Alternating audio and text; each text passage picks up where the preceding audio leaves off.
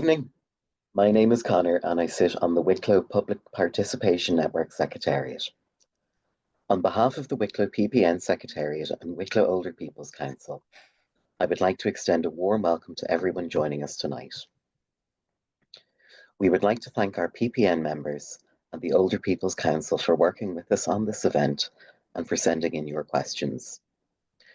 There was a great response, and with less than 2 hours at our disposal, it would be impossible to have them all answered. We have prioritised the questions that had a recurring theme and will aim to get as many answered as possible. However, we have also sent all the questions to the candidates so they are aware of what's important to our communities. If you still have a question you'd like the candidates to be aware of, please email it in to us and we will pass it on. We would like to thank the candidates who have joined us this evening. We appreciate your engagement with us and look forward to hearing about why you are running and what's important to you. We would like to thank Harriet Emerson for agreeing to facilitate tonight's meeting. Harriet has worked with PPNs at local and national level for a number of years. She supported our PPN in developing our vision for community wellbeing in 2018, developing our strategic plan in 2023, and she facilitated a collaborative project with our PPN and Wicklow County Council that resulted in the establishment of the County Wicklow Social Inclusion Network. She acts as an independent facilitator in a wide range of engagement contexts. Helen and Grania will support Harriet with timekeeping and webinar support. Tonight's meeting will begin with each candidate providing us with some information about themselves. Candidates will be permitted 90 seconds maximum.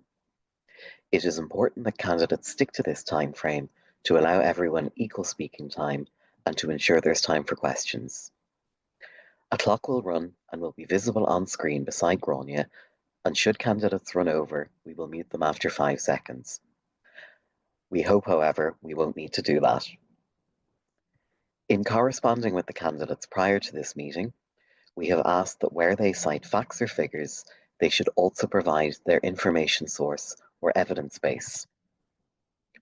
Wicklow PPN and Wicklow Older People's Council value diversity, and we operate on the principles of respect, equality, and inclusion.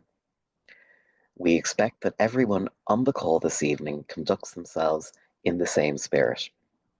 However, in the unlikely event that dialogue should become insulting, abusive, incendiary, or inappropriate, we reserve the right to remove the perpetrator. It is the role of Wicklow PPN and Wicklow Older People's Council to support our members to have their voices heard. We do this in the most part by making supportive connections. We are looking forward to making connections this evening that we hope will be beneficial for everyone now and into the future. Please be aware that we are recording this session and we will make it available through our YouTube channel for people who were unable to join us this evening. Thank you, and I would now like to pass the meeting into Harriet's capable hands. Thanks, Conor, very much. Everybody's heard those very clear ground rules, and just to make sure that we have a respectful discussion this evening, hearing from the candidates and their responses to the questions which PPN members and the Older People's Council have sent in advance, which we've grouped together, as Conor's explained, and where they've referred to the same topic, and prioritised them in terms of the expression of interest. So, as mentioned, the candidates are aware of what those questions are, and we'd ask candidates to keep their responses brief and on point, so that we can get through as many as possible this evening. Unfortunately, we're not going to be set up to allow for a Q&A or debate, but if you do have additional questions, you're very welcome to send them in, and we'll make sure that those are forwarded. So what we're going to do is start by asking the candidates to take 1.5 minutes each in turn to essentially introduce themselves and their party if relevant, and explain to us what it is that they want to do in the role as TD for this particular constituency, and why they feel they should have your vote. So what I'm going to do is alternate. We just have Anne Walsh and Fionntán Súilleabháin in the room. So I'm going to alternate between the two of you when I ask a question, as it were, in terms of who starts. And hopefully that will become apparent as we move through. So in the first instance, could I come to you, Fionntán Súilleabháin, and ask you if you'd take a minute and a half just to talk us through introducing yourself and your pitch, if you like, to the people who are listening this evening. You'll see the time clock appear in Grania's window, and as Conor explained, there's a minute and a half for you to speak to us now. You're still on mute, sorry, Fionntán.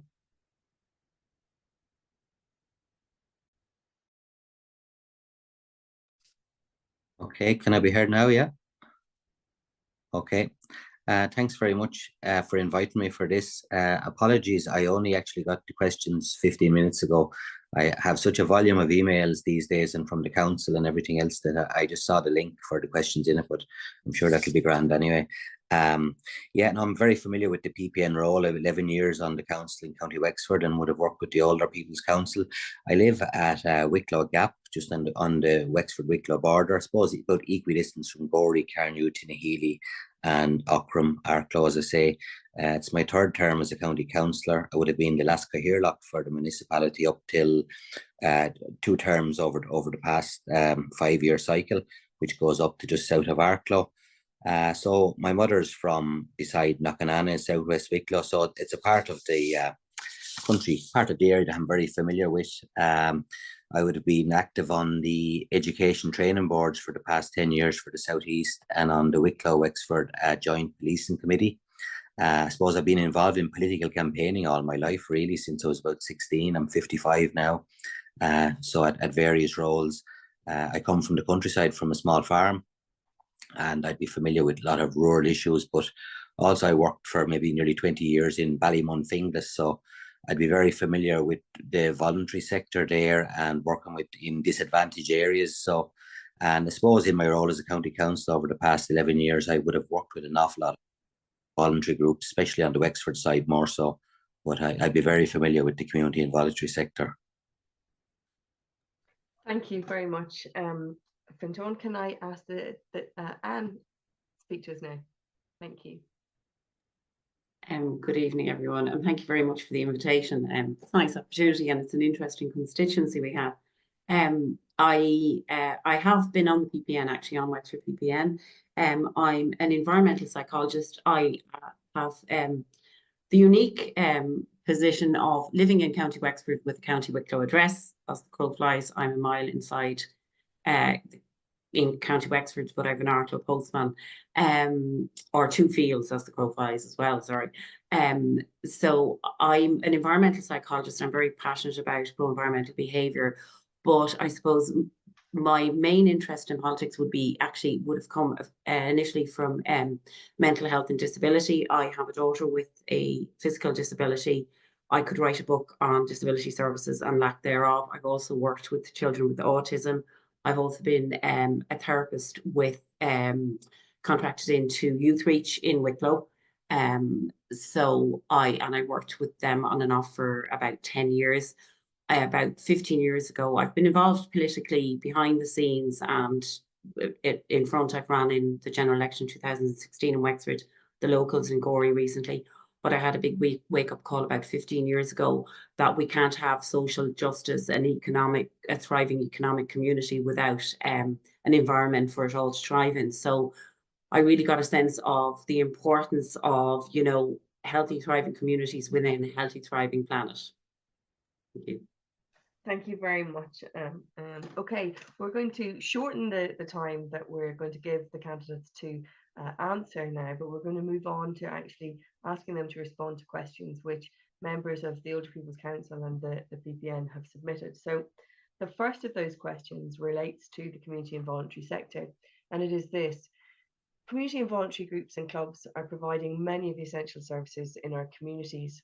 How will you support this voluntary effort and ensure that the services are adequately resourced and supported so that they are sustainable, with sufficient capital, operational funding on a multi-annual basis, and pay parity across the sector?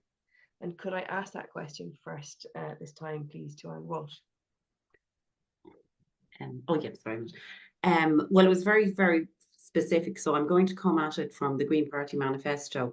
And the first thing would be with tasking a community development officers with holding public meetings in every village and town to assess funding needs and helping communities to apply for them. And I know from being involved in a number of community groups that sometimes even applying for the funding that's there can be difficult for people. So I do welcome that. In relation to funding, we've, like, particularly around sports, we've just had a massive 173 million allocated to sports.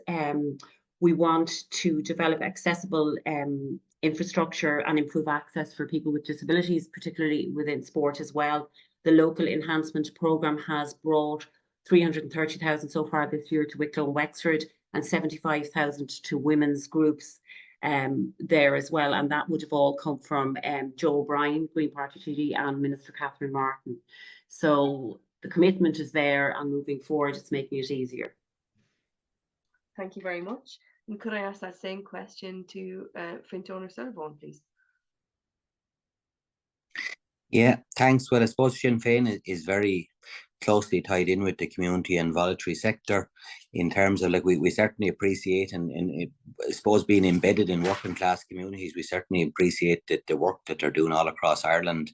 And just even in the area of disabilities, I know, like, that the budget failed very much to address the problems that groups that were supporting those with disabilities. I know with the disability capacity review laid out what was needed, and I mean, in the budget there was no funding put aside for this review, and very little money was put aside to expand the personal assistant hours. And I was just looking at, like, I would have been quite tied in with St. Aidan's, just to say, in terms of who are stepping in to support so many people. I mean, my own nephew attends St. Aidan's. My niece is a special ed teacher in a unit in Arco as well. And I would have been strongly campaigning for Section 39 organisations, which are highly underfunded, but they're providing such a service that the state should be really providing.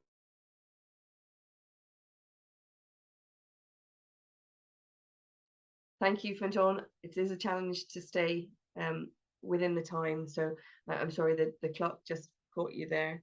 But I'm going to move on to the next question now, if I may, and that relates to housing. And the question is, taking into consideration construction skills shortages and the efficient procurement of materials, how will your party work with the local authority to increase affordable housing that caters for all housing needs? And does this include supporting people to downsize? So I'm going to ask that question first, please, to Fionntán Súilleabháin.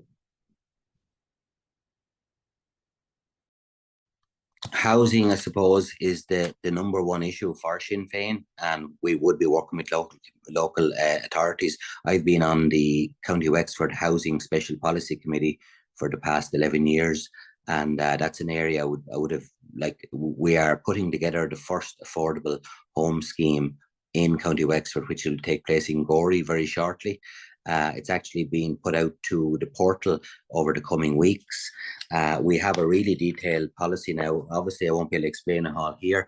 It's a 109-page document. If you want to just have a look, I had some of you will have received this in your doors over the past few weeks. Byrne was our housing spokesperson, will be our housing minister if we're in government. As I say, it's 109 pages long, and I would encourage people just to go on to the Sinn Féin website, and you can actually scan it. You can scan the code even on your phone if you have one of those type of phones. But essentially, in a nutshell, I suppose what it is, it's about delivering 370,000 homes over a 6-year period. And I'd like to be able to talk about this for an hour, but anyway, so right. Sorry. Thank you very much, Fionntán. I'm going to ask the same question on housing to Anne Walsh, please. Just very briefly addressing the first part of the question around procurement and stuff. I suppose what we're talking about there's and labour shortages, really. There's apprenticeships. We have an issue with lack of tradespeople, and obviously then new immigrants coming into the country because we need a workforce. So I think there's massive work to be done from that side of it, from building. In relation to the Green Party, we were the first party to ever mention the cost rental model. And so far, there's been 4,000 houses built with that model. The Green Party aimed to deliver 50 to 53,000 new homes per year over the next 5 years. 15,000 of those will be state-backed, affordable or cost rental, 12,000 social homes, and 4,000 renovated vacant and derelict homes. And we want to make that much more streamlined and much easier. And the cost rental and affordable will be delivered by the local authorities, approved housing bodies and the Land Development Agency. In relation to the last bit of the question, I'm not so sure about that. I think that is actually a really good question, and it's something that needs to be worked on. Downsizing. Yeah. Thank you. Okay, we're going to move on and focus now on the cost of living, please. And the question here is, how will you or your party address the cost of living crisis? Will you benchmark state pension? Bring in measures for the working poor? And I'd like to ask that question first, please, to Anne Walsh. Thank you. And obviously all the data that I'm giving you, I'm getting from the relevant department connected to Green Party research staff. So yes, increased social welfare payments in line with earnings and inflation. So that is very important. Over the term of the government, we want to increase the home carers tax credit to 4,000 and make it available to unmarried but cohabiting parents. I think that's important. 3,800 to every parent of a child with severe disability. Making an annual back to school clothing and footwear allowance of up to 285 euros per child, increasing maternity leave 26 to 28 weeks, provide a 50% top up for parents leave for those of one parent families. I think that's really important. Tackling energy poverty is really important. We've already we've halved the cost of childcare, and we aim to bring it down to €200 a month, and that would be Green Party. A new national means testing agency as well, so that people don't have to be applied to multiple agencies as well. Thank you very much. And can I ask the same question, please, to Fionntán Ó Súilleabháin?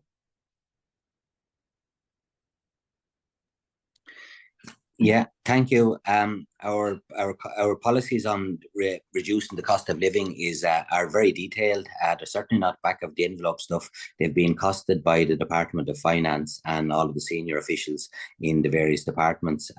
We have a number of proposals. One is to abolish the universal social charge, which was brought in as a temporary measure, and that would be for all workers on the first 45,000. Secondly, we would have a €10 per day childcare for all plan, which would cap it at a maximum of €200 per month. That's costed as well. We propose to reverse the petrol and diesel hikes and to stop the carbon tax hike, which is planned. We also would abolish the local property tax. We would increase the carers allowance and relax the means testing. We would double the child benefit payments in December.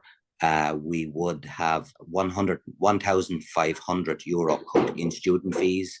We would abolish apprenticeship fees, and we'd abolish the TV license. And you might say that's an awful abolishing, but it is all highly costed, and it's based on our alternative budget. So it is very detailed, and it's. Thank you. Thank you for that. We're going to shift focus again now and consider transport. And the question this time centres on the fact that Wicklow and North Wexford are primarily commuting areas. So the question is, what will you or your party do to ensure access to adequate, connected and reliable public transport services and to reduce congestion on the country's road networks? And I'm going to ask that question first, please, to Fionntán Ó Súilleabháin. Yeah, thanks. Well, I suppose as a left-wing party, our main focus has always been on public transport to get traffic off the roads, to congestion. I addressed this on the late debate when I was with Anne there at the in RT last week. And the point I was making is we really need to upgrade the rail link between Gorey, Arklow and Dublin. It's taken longer to get to Dublin now by train than it took when I was in college 35 years ago. So that says something. We would basically put massive investment into new rail line between Dublin and Arklow and North Wexford, obviously. We'd have to have new rolling stock, like upgraded trains, so people wouldn't be stuck in gridlock traffic. They would be basically able to have their breakfast on the train in the morning, work on a laptop or whatever they need to do. That's the way it is in many countries. There's no reason we can't do it here. It's just we've put the emphasis on private transport, a bit like the USA. We haven't put it on public transport. I would also be very in favour of local link service for rural areas. Thank you very much. Can I ask the same question, please, to Anne Walsh? Yes. Well, I suppose, infrastructure, public transport is one of the most important things within the Green Party. We propose to invest a further 10 billion. Since the Green Party have been in government, fares for under 26s on public transport have gone down by 60%, 20% for the rest of us. The rail line, as Fionntán said, right down to Aontú, that has to be improved. We need more buses. There is a new one local link bus a week. There's 100,000 local link journeys per week been taken countrywide. That is all down to a party that understands the interconnectedness of how we travel, how we live. We want to introduce a Swiss model of every village, every hour, where we have local link buses going from rural areas, rural communities into local towns every hour, 12 hours a day. Excuse me. And it's to get people out of cars. So it's not just about having EVs, it's actually having good infrastructure for EVs, but getting people out of cars as well. So huge investment there. Thank you very much. Okay, we're going to move on now to an area of health, and it's specifically in relation to services for children with autism. And the question is, how will you, your party, support the families of children with autistic spectrum disorders while on waiting lists? Early intervention is key for young children on the spectrum. However, these children are on increasingly long waiting lists for assessment of needs, for primary care, and also the Children's Disability Network team list. I'm going to ask that question first, please, to Anne Walsh. This is actually very personal to me as well, because I've worked with children with autism and I understand the absolute importance of early intervention and supports for families. And I think coming from having a family member with a disability, again, I'm very, very passionate about this area. It's a tricky one because people are on waiting list. We don't have the therapists, but the Green Party, and what I really like about this is actually we're looking at the role of assistant therapist. So you have your therapist, but you have an assistant therapist in the interim, so that the training time would be shorter. But unfortunately, there's no immediate fix to that because we have a shortage of qualified staff. So it's supporting people, with the financial means to employ like people in the private sector, if that's what has to be done in the interim. So that's about increasing the carers allowance. It's also to stop mean testing the carers allowance, which is absolutely ridiculous. And that's one of the first things that the Green Party want to do. Thank you very much. Can I ask the same question to Fionntán Ó Súilleabháin?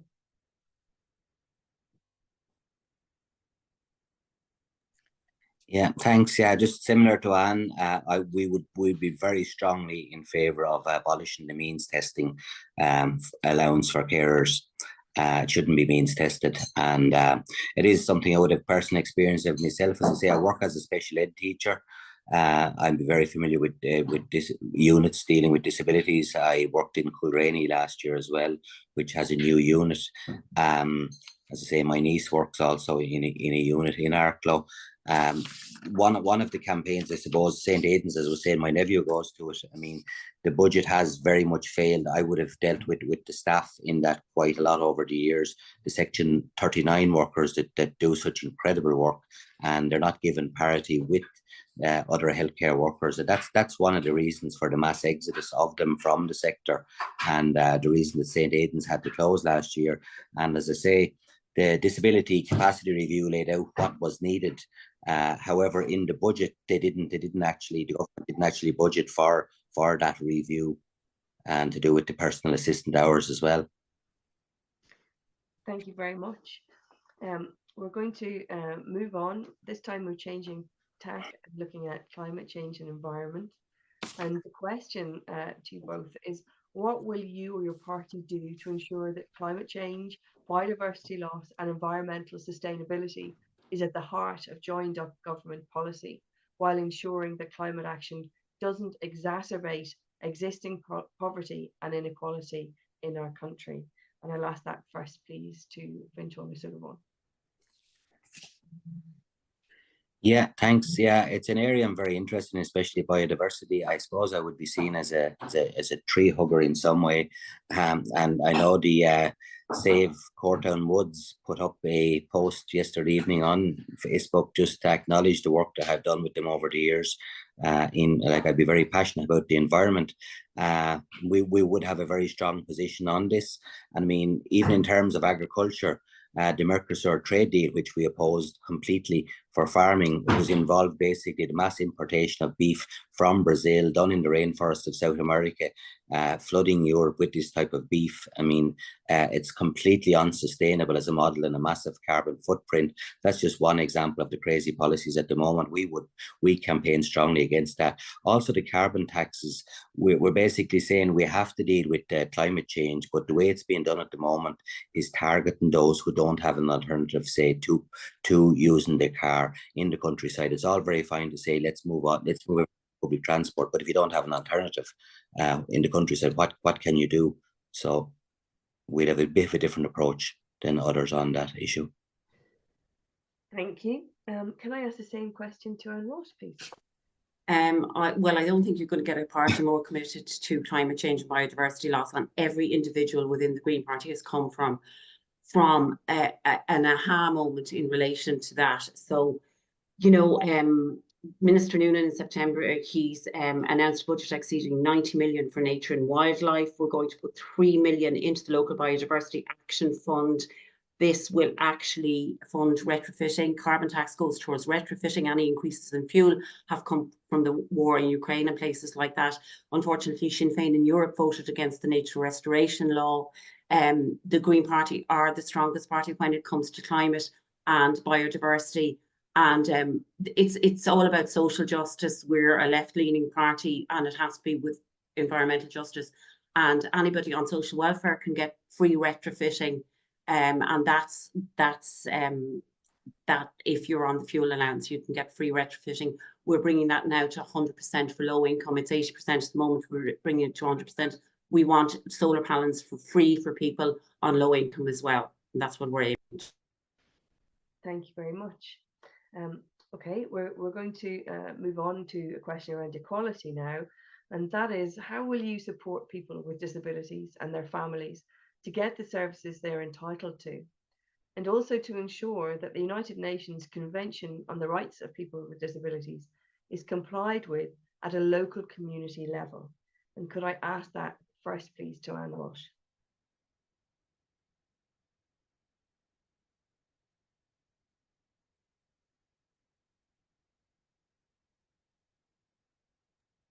I'm so sorry. Sorry, I was rooting around here. So disability, okay, carers allowance has to, like I said before, no means testing on that. Obviously, we want to expand respite provision, provide the 3,800 for every parent with a child with disability. I mentioned the role of assistant therapist grade, which is really important. We want to establish a disability information and support centre in every community health centre. And I, from personal experience, can say this: you're just chasing your tail.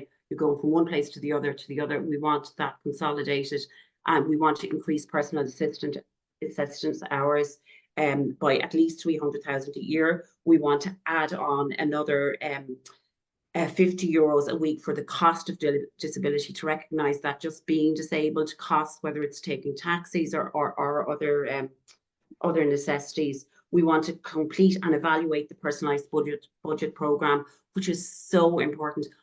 We live in County Wexford. My daughter gets a quarter of the hours she'd get if we lived a mile up the road in County Wicklow. So totally committed to that, as are the Green Party. Thank you. And can I ask that same question to Fionntán O'Sullivan, please? Yeah, it's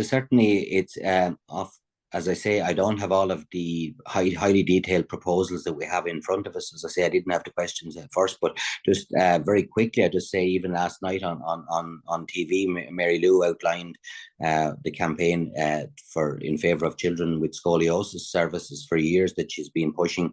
As I say, I have personal experience of this, and my niece been involved in this sector, and my nephew attending St. Aidan's. And as I say, I've been assisting St. Aidan's with the Section 39 issue for years, and we brought it up at Leinster House level. Also, the fact that there's 15,000 children on waiting list for the Children's Disability Network teams. The budget never addressed, as I say, the Section 39. There should be a multi-annual funding model. We brought Louise O'Reilly, who's our workers' rights spokesperson, to meet the heads of St. Aidan's there last year, along with Mary Lou MacDonald, and we did commit fully to campaign for the rights of these people to pay parity of esteem, so that we wouldn't have staffing problems. Thank you very much. Our next question concerns social inclusion, and the question is, how would you and your party stand up against racism and discrimination as a politician? What policies will you be supporting to create an empowered and inclusive voice for all in our community, ensuring that our communities are safe and secure for everyone, including refugees and asylum seekers? And can I ask that question first to Fionntán O'Sullivan, please? Yeah, well, it's something. Sorry, there's a lot of background noise here. Well, it's something we've been doing for years. I mean, standing up against racism. I suppose we have been marching against it in Dublin, and all of our politicians, we've always led from the front on this issue. I know there's been a clear attempt to cause division in communities all over Ireland, especially in working class communities. The government policies that they are bringing in are fanning the flames of that. We've been very strong standing against that, and we've often been targeted by those at the very extreme fringes because of we've had such a strong stance on that. I mean, there has to be legislation that will treat everybody with equality. I mean, we have a lot of the legislation that we have proposed is based on equality, and regardless of your background or gender or colour or race or creed. And it's something we've always been very strong on. I mean, I'm actually married to a non-national myself, and it's, as I say, we've often been targeted. Strong stance we've taken on the issue, but it's something we will continue to do, popular or not. Thank you very much. Can I ask that same question, please, to Anne Walsh? Okay, thank you. Well, we're going to, the Green Party committed to a dedicated asylum and integration agency where International Protection Office and the International Protection Accommodation Service are brought together. From day one, we want to provide integration supports for everybody and ensure vulnerability assessments are carried out as well, because some people are very, very vulnerable, and provide education supports. I suppose we have EU obligations to those seeking international protection, and I think an obligation beyond that is integration and working with those people to integrate into the communities and working with communities to help welcome people in, because the most important thing is we welcome people into the heart of our communities and we integrate them, but there has to be supports for the communities, supports for the people coming in, and to be very, very cognizant of the vulnerability of these people coming in and getting that message across. Thank you very much. Okay, we are moving on again in terms of subject matter, and this time the question is around addiction and recovery services. And the question to you both is, when will you commit to delivering addiction and recovery services at least pre-COVID levels? Can I ask that question first to Anne Walsh, please?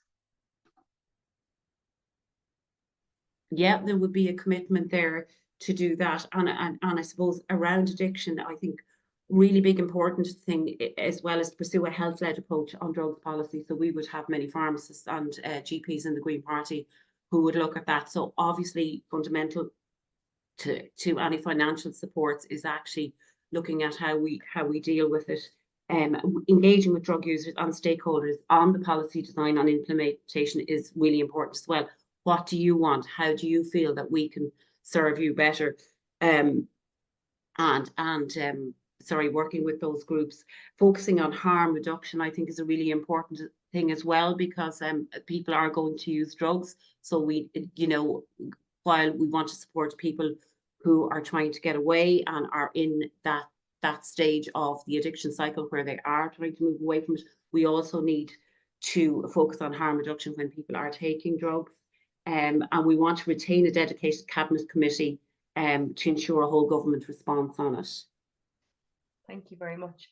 Can I ask the same question, please, to Fionntán O'Sullivan? Thanks. Yeah, it's a sector, as I say, I don't have all the details of my party policy, what they do on this, even though we've been very active for years in it. But I do know one thing, that I've been working very closely with Paul from the Corn Market Project in Wexford, which is central to addiction in County Wexford, for dealing with it. I do know that the government very much have failed those working in the addiction services. I do believe that I recall that there was a survey done not so long ago where 50% of the staff in the addiction services said they were considering leaving their jobs or had considered it over the past 3 months. And the reason I remember them saying was that it wasn't the fact that they didn't enjoy their job, but they said it was because of job security, wages, burnout. So that's the reality. I mean, and you consider the role that these people are playing. They don't receive funding. You look at the amount of money that's involved in the drugs trade, and I've seen it very much in County Wexford. But look what's put back into addiction service. It's minimal. It's tiny. Thank you very much. Okay, our next question is one around the economy, and it's very specific in asking, how will your party support the hospitality sector?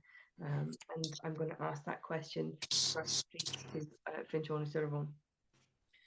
Yeah, well, the first thing we would do, and I know from speaking to restaurateurs in Gorey and in Arklow and those with cafes, that we would put the VAT rate down to 9%. I mean, that's absolutely essential for the hospitality sector. I know a lot of cafe owners, and like just saying, Gorey, there's a massive turnover of cafes. It's a great town for somebody moving into a space, setting up a cafe, but often the cafes and restaurants don't last very long because the costs that they're facing.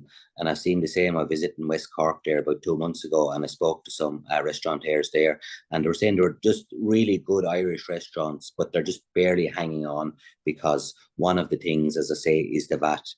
The excessive VAT costs. Obviously, fuel costs are massive. That's one big area we would deal with, is tackling the rising cost of fuel. And I mean, that has a huge effect, a huge factor in restaurants and cafes closing down. Energy costs. Thank you. Can I ask the same question to Anne Walsh, please? Sorry, yeah, very specific question. So, excuse me, I suppose when I was kind of trying to do a bit of research on this, I was looking at businesses with a rateable value of up to 15,000 will qualify for a full refund on their final rate bill, and that's what the Green Party are proposing. And businesses with a valuation of between 15,000 and 20,000 will benefit from a 50,000 euro refund. The increased cost of business grant, there has been 257 million provided in that already, and there's going to be an extra 170 million in a Power Up grant, and that will reach 40,000 hospitality and retail businesses. So that's the information I have on hospitality. Thank you very much. I think that Malcolm Byrne's been able to join us. So I'm wondering if he'd like to take the opportunity to answer that same question. Malcolm, if you can hear me, welcome. We've actually raced on ahead. So just while you're maybe connecting, I'll explain that we're actually on the last of our longer questions, and individual candidates have just got a minute to answer. So I'm going to ask you, please, if you could tell us how your party will support the hospitality sector. Okay, sorry, my apologies for being delayed. I got caught at another function. And I'm just, somebody's driving me at the moment, so excuse me.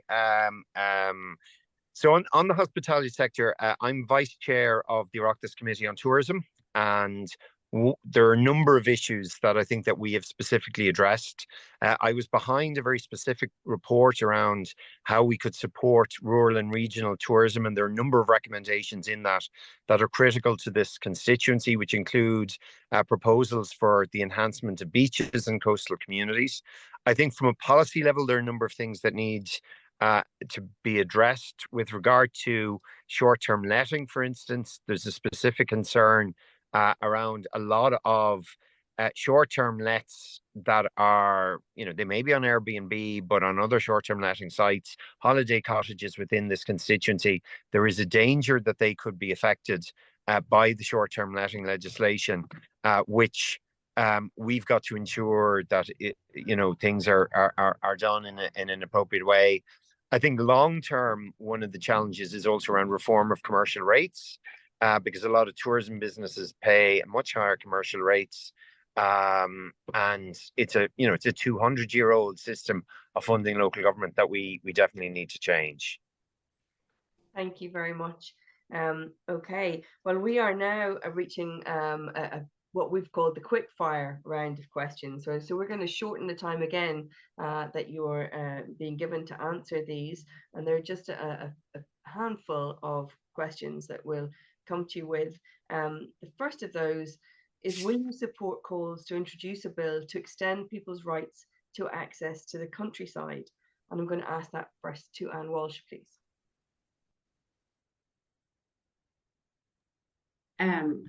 I don't have an issue with that in principle, but I think, there's huge amount of consultation to be done on that with landowners.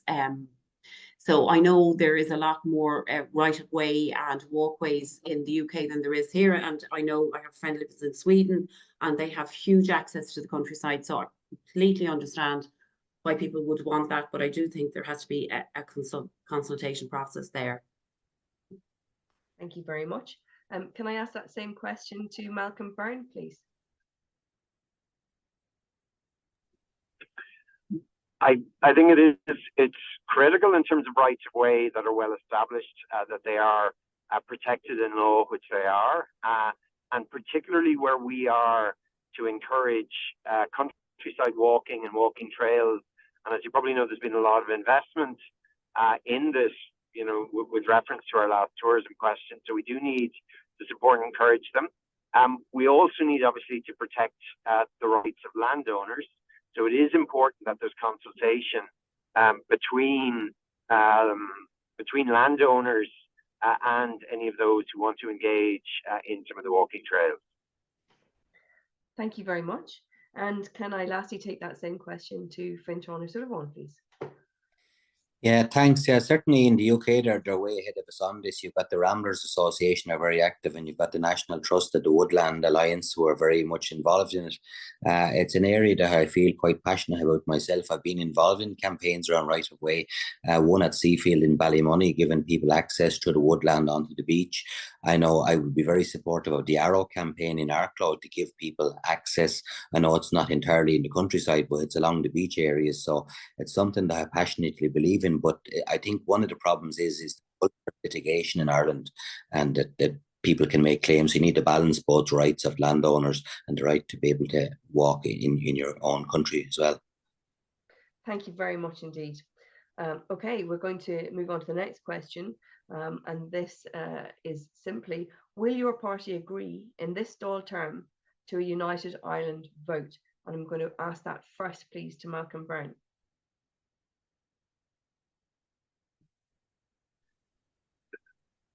So I think one of the things that we need to learn is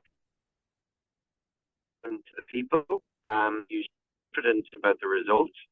I think the most effective thing with regard to North-South and East-West relations that's been done over the last number of years is about building on the Good Friday Agreement, but the development of the shared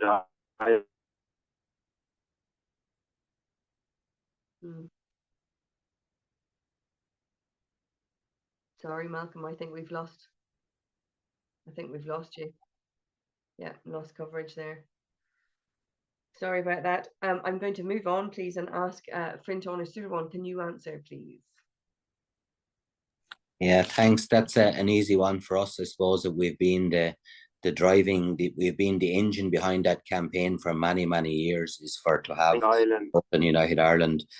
Certainly have. I mean, people deserve to be given a right to vote on this. I think it's the fundamental wish of the vast majority of people in Ireland to see the country reunited. I mean, we've been pushing for the strengthening of all Ireland bodies and the North-South Ministerial Council for years. So I think we are preparing the climate, and it's inevitable, just like it was in Germany, that the country will become reunited. So we need to be working towards that goal. Thank you very much. And can I ask that question lastly to Anne Walsh, please? Yeah, I think it probably is inevitable. I suppose before a vote goes to people around that, I think there's a huge question around, economics, and, there is a cost to this as well. There's a social cost, there is a cost in terms of identity, and then there's an economic cost. So I do think it's very nuanced, and that has to be very, very well thought out. But, I'm not in disagreement. Thank you very much. Our next question is back to climate issue, and it is very simply, what are you doing in your own life to help reduce your carbon footprint or climate impact? And I'm going to ask that first, please, to Fionntán or Súilleabháin. Thanks. Yeah, I suppose my son would be going mad at me for the fact that I'm always on to him about leaving lights on, things like that. So it's something I'm very conscious of, and I know from primary school it's something we'd often discuss as well. I proposed a motion recently in Gorey Municipal Council that we'd follow the example of Killarney, and thankfully it was passed. It was to work with cafe owners for recyclable cups and reusable cups, because I think we've got such a disposable throwaway culture. I would be very much in favour of cycle for many years, and it's growing my own food, and composting is something I'm quite passionate about. Thank you very much. Can I ask the same question to Anne Walsh, please? Yes, well, I haven't bought a new stitch of clothes in 10 years. That's one of the things. My diet is as much plant-based as possible. I don't impose that on my family, but they have followed suit a bit. I use public transport as much as I possibly can. We do have an EV in the house. We have PV panels on the roof. I try and grow my own veg as well. So yeah, I'm doing as much as I can as an individual, but obviously collectively we need to legislate for that as well. Yeah. Thank you very much. And can I ask that question lastly to Malcolm Byrne, please? So I'm a passionate advocate for public transport, and probably more than any other public representative, I've argued for improvements to the Rothdale rail line since I've used it for over 25 years. One of my earliest political campaigns was about getting a commuter bus service to Gorey, and then more recently on having the later evening service that serves Rathdrawn, Marklow, and further down south into Wexford on the Rothdale line. We need to make that double track. I'm a great believer in carpooling. The recent debate on RTE, Anne and I even carpooled for that, and where it's necessary, I certainly believe that we should do that as well. Thank you very much. Okay, well, our last question this evening is pertinent to the roles that you all want to occupy, which is to ask you, how can we engage with TDs outside of the election period? And I'm going to ask that first to Anne Walsh. I think we're extremely fortunate in this country that we have such good access to our public representatives. So it is only a matter usually of emailing, phoning an office, going to a clinic. And I really think it's important that we keep it that way. And I would urge people to constantly be in contact with their local TDs. From being in Wexford, I know some of them are much more accessible than others, but it is easy to get access, and the people in the office are really, really good. So invite them to everything. follow up on everything, and hopefully we can keep a safe climate for our public representatives. Thank you very much. The same question, please, to Malcolm Byrne. So if I'm elected, I intend to be a representative for all of this constituency, for South Wicklow and North Wexford, that I will both deal with local issues, but also be a national legislator. As a senator, you don't receive funding to open an office, but I maintained an office out of my own resources in Gorey. If I'm elected, I will also open an office in Arklow. I'm the only candidate with a fully staffed office currently open in the constituency, and I'm accessible by email, by phone. I'm always on the ground, and I'm very happy to meet with any community group or individual with a problem or with a good idea or a solution. Thank you very much. And lastly, can I ask that question to Fionntán? Yeah, maybe I'm over accessible. It's quite very easy to find. Well, I live right on the Wexford Wicklow border, only right in the dead centre of the area.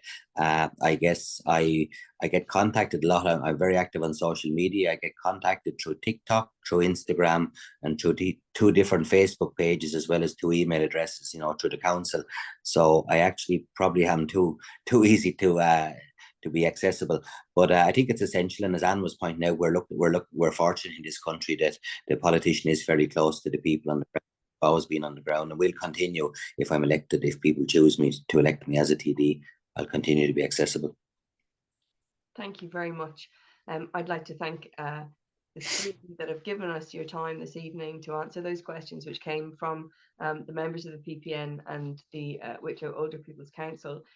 I should also just mention the fact that we did have a number of apologies this evening, specifically from Sinéad, Boland, from Peir, Leonard, and from Francis Lawlor. And this webinar will be posted on the PPN YouTube channel tomorrow, and there will be details given of each subject address. Literally, people can search for the questions that they're interested in and what candidates have said. I think we would like to express our thanks to those candidates who've given their time.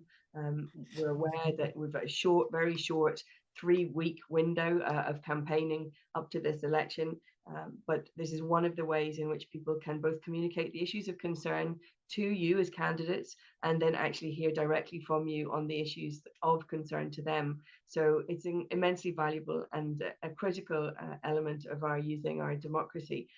So our thanks to you for giving us your time, and to those who either this evening or in future on the YouTube channel tune in, which is where we found there's been a lot of uptake.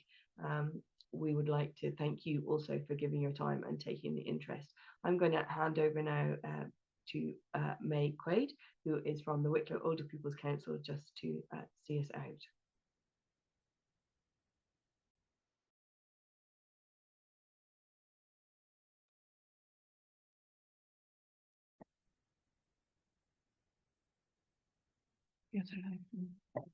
Sorry, I just want to turn a light on.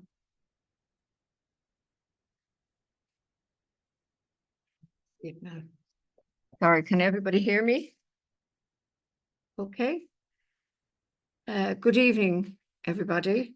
On behalf of Wicklow PPN and Wicklow's Older People's Council, I'd like to thank you all for joining us this evening. We'd also like to thank Harriet for facilitating our event. We hope that this webinar has given our members a sound introduction to all the candidates. We also hope that the meeting has provided an insight into where all the candidates' interests lie and what work and issues they might prioritise if they are successful on the 29th of November. We hope that in turn, this meeting has given the candidates, oh, sorry, I was going to read the same thing again. Sorry, put it down to my age. Anyway, as Conor from the PPN Secretariat mentioned earlier, I had better not laugh. We are aware that there has been far more questions submitted than there was time to ask. We have developed a document containing all the questions, and this will be sent to the candidates in the hope that they will use them as a reminder of what our members see as important, and what our members will use to measure their work by in the future. A link to the document will also be shared in upcoming PPN newsletters. We hope that the collaboration and engagement this evening continues and that we can work together for the betterment of society. We wish the candidates well in their endeavours and thank them and our members for attendance. Good night. Good night to all of you and safe home in this bad weather. Thank you.